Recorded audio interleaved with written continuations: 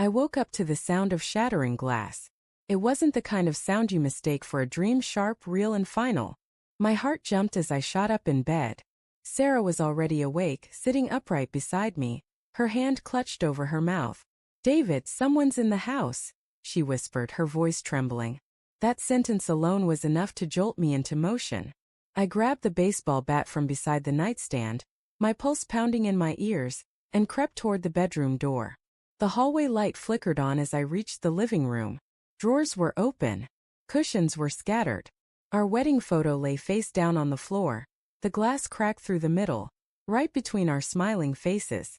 My stomach dropped. "Sarah, stay in the room," I called back, stepping slowly into the mess. "I'll check." But before I could finish, she screamed.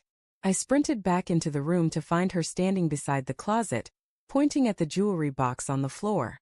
"My rings, my necklace, they're gone," she cried.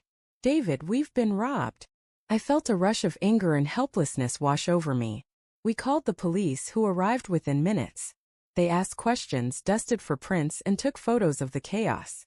It wasn't until the officer asked if I suspected anyone that Sarah's demeanor changed.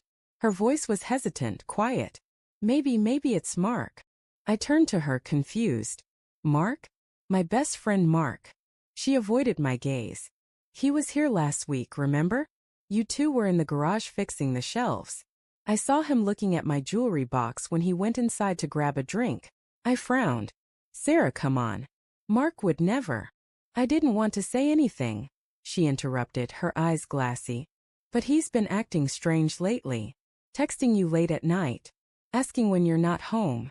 I don't know, David. I got a bad feeling." Her voice cracked as she said it, and something inside me twisted. Because Mark had been distant lately. Canceling plans, showing up late to work, avoiding eye contact. I chalked it up to stress, but suddenly, her words started weaving a darker picture. Still, accusing him felt wrong. Mark wasn't just my best friend, he was like a brother. We'd grown up together. Shared dorm rooms, helped each other through breakups. He was my best man at our wedding. But that night, as I lay awake staring at the ceiling, doubt crept in like poison. 2 days later, the police found something: fingerprints. "Partial prints on the drawer handle," the officer said. "Matches someone in our system, Mark Harris." My stomach dropped. "You're sure?" The officer nodded. "You said he's your friend?" I felt my world tilt. When I confronted Mark, he looked genuinely blindsided.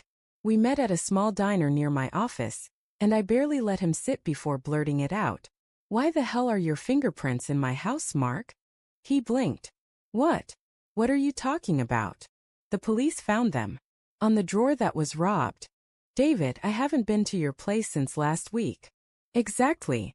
And that's when Sarah said you were acting weird." His eyes widened. "Sarah said that?" I nodded, my jaw tight. He ran a hand through his hair, laughing bitterly. "You're kidding me. You really think I'd steal from you? After everything?" I wanted to say no. I wanted to believe him. But the evidence felt damning. "Just tell me the truth," I said quietly. "If you needed money, I would have helped." Mark slammed his fist against the table, startling the waitress. "I didn't steal from you, David. I swear to God I didn't." His voice cracked with desperation. But all I could see were those fingerprints. I left the diner without saying another word. Weeks passed. The police never recovered the stolen jewelry. The case was quietly dropped after insufficient evidence for prosecution. But the damage was done. Mark stopped calling. He left our company. Mutual friends avoided choosing sides, but I could feel their judgment. Sarah, meanwhile, seemed relieved. She'd hold me at night, whispering, "It's better this way, baby." He was never really your friend. And for a while I believed her. Until small cracks started appearing in her story. One afternoon, while I was organizing the garage, I found the lockbox where I kept our insurance papers slightly open. Inside was a jewelry receipt, dated 2 days before the robbery. It listed the exact same necklace and ring Sarah had claimed were stolen. My heart pounded. Why would she have bought the same items right before they disappeared? That night I confronted her. "Sarah, what is this?" I held up the receipt. Her eyes flickered with panic before softening into a practiced look of confusion. "Oh, that? I ordered replacements." I told you, remember? I thought they'd never find the originals. I stared at her. You ordered replacements before the police even said the originals were gone. She hesitated. It was just a coincidence. But something in her voice, a quiver, a pause, didn't sit right. That night I couldn't sleep. I got up around 2 a.m. and went to the guest room where Sarah kept some of her old clothes. I don't even know what I was looking for. Just a gut feeling pulling me toward the closet. And then I saw it. Behind a stack of folded blankets sat a small black box. Inside, wrapped in tissue paper, were the missing jewels. The same necklace, same rings, same pendant I'd seen countless times before. My breath caught in my throat. I felt the kind of silence that burns your ears, the realization that your entire reality has just been rewritten. The next morning I set my phone to record and asked Sarah to sit down. I found something, I said quietly. In the guest room. Her face drained of color. What are you talking about? The jewelry, Sarah. I slid the box across the table. The one that was stolen. Care to explain? She froze. Her mouth opened then closed. I can explain. Please do. Her hands trembled. I wanted to help you see the truth. The truth. I snapped. That my best friend's a thief? Tears welled up in her eyes. He was trying to take you away from me, David. I saw the messages. The late-night calls. You trust him more than you trust me. I thought if you saw what kind of person he really was. I slammed my fist against the table. So you framed him? You called the cops, planted his prints, and destroyed my friendship, for what? She started sobbing, reaching for me. I did it because I love you. Because you were slipping away, and I couldn't lose you.